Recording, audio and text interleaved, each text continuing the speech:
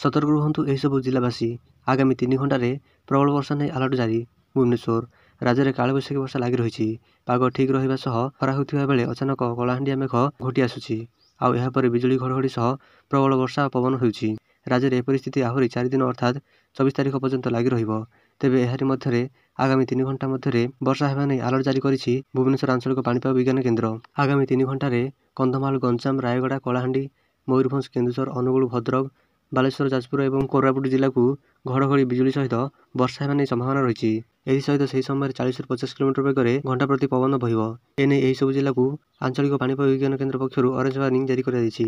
ସେପଟେ ଆଗାମୀ 3 ଘଣ୍ଟା ଭିତରେ ଗଜପତି, ନୟାଗଡ଼, ଖୋର୍ଦ୍ଧା, ଗଞ୍ଜାମ, କଟକ ଏବଂ ମାଲକାନଗିରି ଜିଲ୍ଲାର କିଛି ଅଂଶରେ ବିଜୁଳି ଘଡ଼ଘଡ଼ି ଜନିତ ବର୍ଷା ହେବା ନେଇ ସତର୍କ ଜାରି ହୋଇଛି।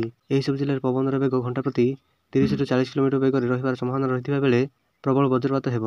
ତେଣୁ ଲୋକମାନଙ୍କୁ ସୁରକ୍ଷିତ ସ୍ଥାନକୁ ଯିବାକୁ ଲୋକଙ୍କୁ ପରାମର୍ଶ ଦେବା ସହ ପାଣିପାଗ ବିଭାଗ ୟେଲୋ ୱାର୍ଣ୍ଣିଂ ଜାରି କରିଛି।